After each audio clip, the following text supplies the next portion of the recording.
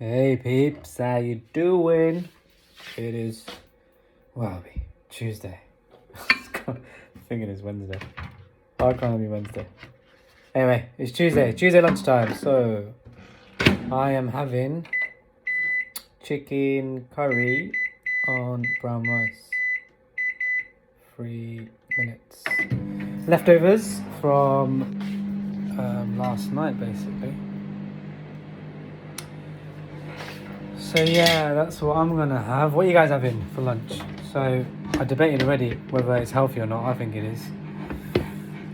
I know some people are never gonna change their minds. I know what people have perception. They have a certain perception of certain people who eat certain things, and that perception isn't gonna go for a while. So we all know what people think of people that eat curry, especially from a health perspective, and especially from a sport fitness perspective and capability. But is that really fair? I don't think it is at all. And I think the media's got to blame for that. Underrepresentation in certain sporting kind of activities, proper underrepresentation of certain groups of people. And I think that's caused this kind of, really, it's a stereotype, isn't it? Thinking that if you have a certain type of food, it's going to be really bad for you. It's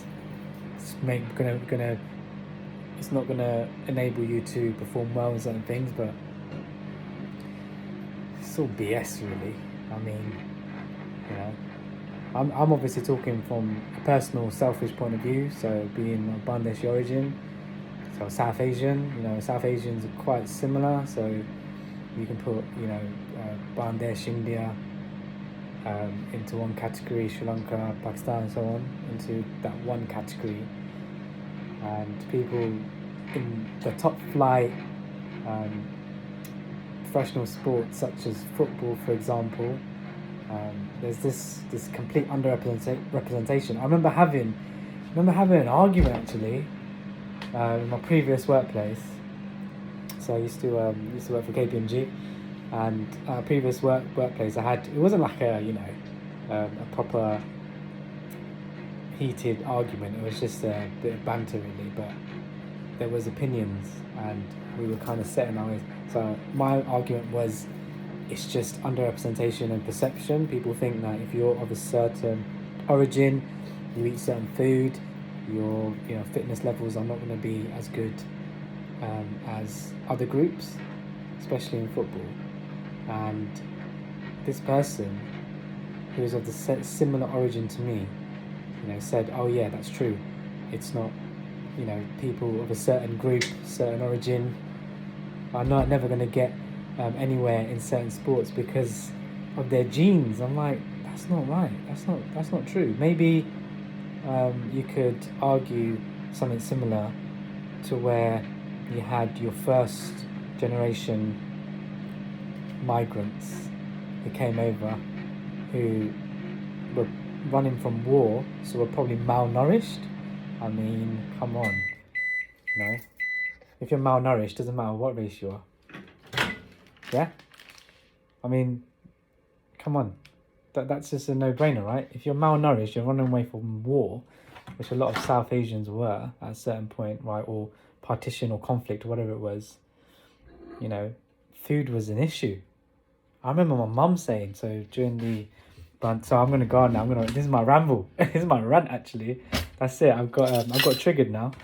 I remember my mum saying about the Bangladeshi War of Independence back in 1971. So what happened is a lot of Bengalis, from Bangladesh, they fled persecution, especially Hindus. So my family are Hindu, right? So a lot of them fled persecution because they were targeted. It wasn't just Hindus, obviously. There was other minorities, and there was Muslims as well that were targeted, right? Especially intellectuals were targeted. There was like a almost like a last minute, let's kill all these intellectuals so that an emerging independent nation is crippled, right? That was the whole point of that. And they went for minorities, like that happens in every war, right? And so my mum was one of these people who, for her life, and my older brother, her young son, who was only a couple of years old, she fled to India, a certain region in India, for a bit, just to avoid, something really bad, unspeakable things that I don't really want to say on this video from happening, right? And she said, just before she left, so the reason why I'm bringing this up, just before she left, she said, do you think it's really bad now during the pandemic? Remember the first lockdown where shelves were empty and stuff? Do you remember that? And people started panicking because panic buying. She said, forget about panic buying. The shops were closed. There was no shops open. So there was literally a food crisis that people don't talk about in the West. She was like, forget about, all the atrocities that could happen to me. I was scared that I was gonna, starve to death, and my son's gonna starve to death.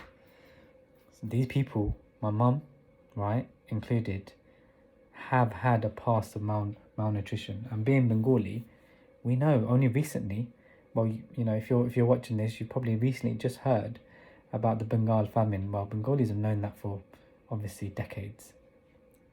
And Bengal was severely hit during the British occupation, right? So I can understand the first kind of generation, they've gone through famines and so on and wars, so they're going to be slightly malnourished, aren't they? It's nothing to do with the food they ate. They had no food available, right? And this is what triggers me. It's like when I hear and think about these things, like seriously, people have these opinions, these shallow opinions. It's just quite annoying, isn't it, really? So yeah, so just don't judge and don't just brush with this broad brush with these shallow stats without actually looking at the deeper issue. So, and don't apply generational data to new generations because it's different. I'm not even talking about my generation. You can call me second generation, and I was born in the UK, right? So I've been quite relatively lucky. I haven't experienced what my mum and dad went through. But think about the younger generation, like my son. What, you telling me my son's genes are bad?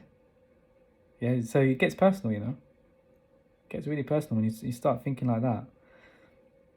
So yeah, it's just all BS. It's all BS because think about the number of Olympiads that are from South Asia. Just in sports that you just don't know about because it's not well advertised. It's outside of football, outside of cricket or whatever. Well, actually, take cricket. Who's number one in cricket? Do I need to say? Oh, I remember this, going back to this debate. Remember that person is South Asian. He's Indian, actually. I remember that person saying, yeah, but cricket's not a proper sport because they don't watch it, right? I'm like, are you serious, mate? It's like, you just don't have a clue. Seriously. But anyway, so, yeah. Don't hate the food, man. Bengali food's brilliant. And if you're Bengali and you're watching and you're thinking, you know what, I'm embarrassed, I don't want to tell certain people what I eat because, I need to portray this super fit image. I mean, come on, you break it down. I'll show you actually, maybe today or tomorrow, during this week, I'm going to show you the amount of calories in a Bengali chicken curry. There's an app where you can calculate, you put all the ingredients in, and then you can calculate the number of calories. And then we'll see it together. I'll do like a screen recording of me calculating, showing you what goes into a Bengali, the one that I'm having anyway. And then we can see how many calories go in there, and then you can tell me whether it's good or bad. But anyway, guys, that's enough of my rant. If there's anything that's triggered you, I'm really sorry. But if it has and you want to vent out, go ahead, put it in the comments, DM me. I'm happy to always discuss this stuff. Anyway, peace out, guys. Enjoy the rest of your day. I will promise. Don't worry, I'm not just going to think about this all day long. I've got it out of my system now. And then I'm going to carry on with my usual working lunch. And I'm going to enjoy this home-cooked Bengali chicken curry. Anyway, guys, take care. Keep moving.